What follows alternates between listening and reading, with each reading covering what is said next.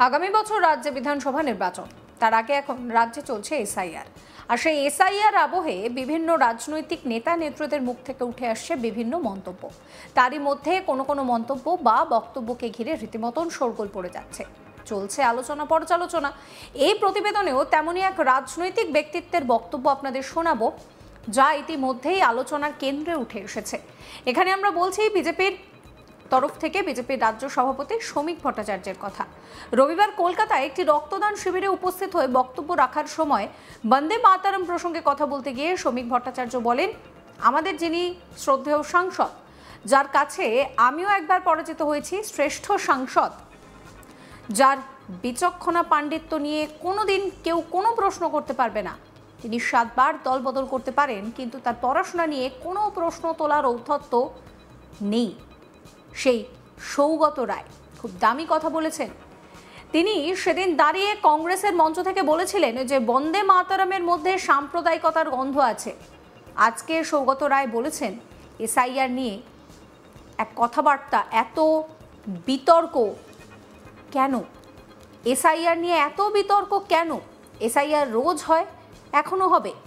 তৃণমূল কংগ্রেসের একমাত্র নেতা যিনি প্রকাশ্যে এসআইআরকে স্বাগত জানিয়েছেন, তার নাম সৌগত রায়। তাই তার নির্বাচনী কেন্দ্রে সাংসদকে আমি অভিনন্দন জানাচ্ছি, কৃতজ্ঞতা জানাচ্ছি যে সংবিধানের মর্যাদা যদি কেউ রক্ষা করে থাকেন তাহলে তিনি। কি বলছেন শ্রমিক ভট্টাচার্য, শোনাবো। এখন প্রশ্ন হলো, এই বন্দে মাতরমের গান কতদিন আমরা পশ্চিমবঙ্গে গাইতে পারি? 1937 সালে কংগ্রেসের সর্বভারতীয় বৈঠকে বন্দে মাতরমের খণ্ডচ্ছেদ করা। 1938 সালে হায়দ্রাবাদে যখন ছাত্ররা স্বাধীনতার জন্য আন্দোলন করে বন্দে মাতরম গান গাইতে শুরু করলো, কংগ্রেসের অনুপ্রেরণায় অনুপ্রাণিত হয়ে 1938-এর নিজাম বন্দে মাতরম ব্যান করে দেয়। অর্থাৎ শুধু ব্রিটিশ আক্রমণ করেনি বন্দে মাতরমকে, ব্রিটিশ শুধু রবীন্দ্রনাথ বঙ্কিমচন্দ্রকে আক্রমণ করেনি, আক্রমণ করেছে কংগ্রেস। 1994 সালে যখন মদনলাল খুরানা বন্দে মাতরম গানকে দিল্লির প্রত্যেকটি সরকারি স্কুলে গাওয়া বাধ্যতামূলক করে দিলেন, ঠিক তখনই কংগ্রেস রাস্তায় নেমে বলল এই গান সাম্প্রদায়িক গান, এই গান কোনো মুসলিমের পক্ষে গাওয়া সম্ভব নয়। আর আমাদের যিনি শ্রদ্ধেয় সাংসদ, যার কাছে আমি একবার পরাজিত হয়েছি, শ্রেষ্ঠ সাংসদ, প্রাজ্ঞ, যার বিচক্ষণতা, যার পাণ্ডিত্য নিয়ে কেউ কোনোদিন প্রশ্ন করতে পারবে না, তিনি 7 বার দল বদল করতে পারেন, কিন্তু তার পড়াশুনো নিয়ে কোনো প্রশ্ন তোলার ঔদ্ধত্য যার নেই, সেই সৌগত রায়, তিনি খুব দামি কথা বলেছেন। তিনি সেদিন দাঁড়িয়ে কংগ্রেসের মঞ্চ থেকে বলেছিলেন বন্দে মাতরমের মধ্যে সাম্প্রদায়িকতার গন্ধ আছে। আর আজকে সৌগত রায় বলছেন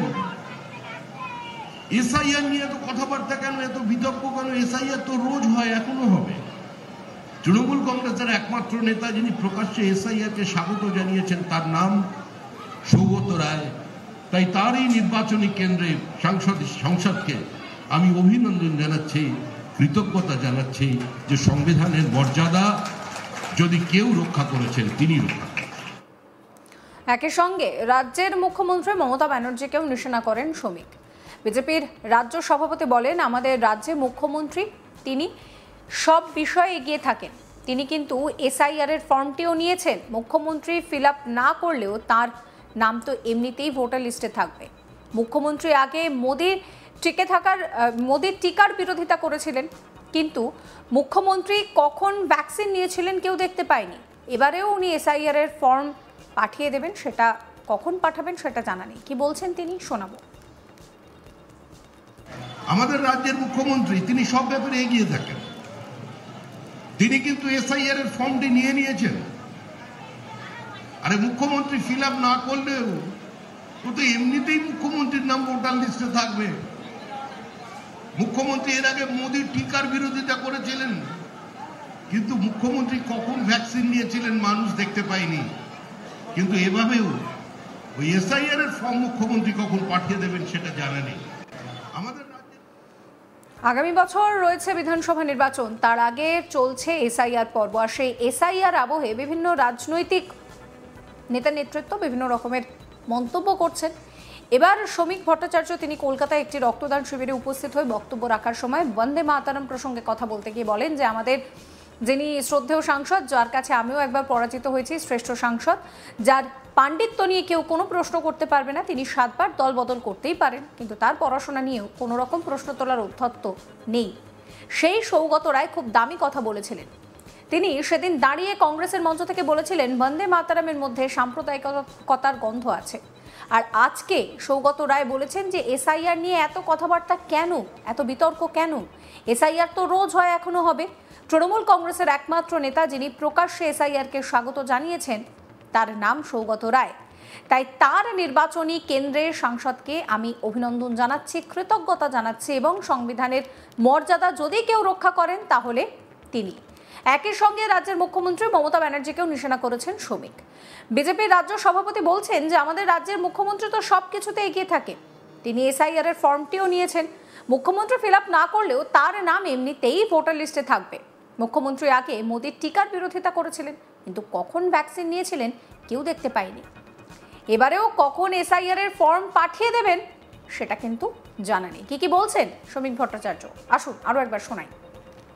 এখন প্রশ্ন হলো এই বন্দে মাতরমের গান কতদিন আমরা পশ্চিমবঙ্গে গাইতে পারি? 1937 সালে কংগ্রেসের সর্বভারতীয় বৈঠকে বন্দে মাতরমের খণ্ডচ্ছেদ করা হয়। 1938 সালে হায়দ্রাবাদে যখন ছাত্ররা স্বাধীনতার জন্য আন্দোলন করে বন্দে মাতরম গান গাইতে শুরু করলো, কংগ্রেসের অনুপ্রেরণায় অনুপ্রাণিত হয়ে 1938-এ নিজাম বন্দে মাতরম ব্যান করে দেয়।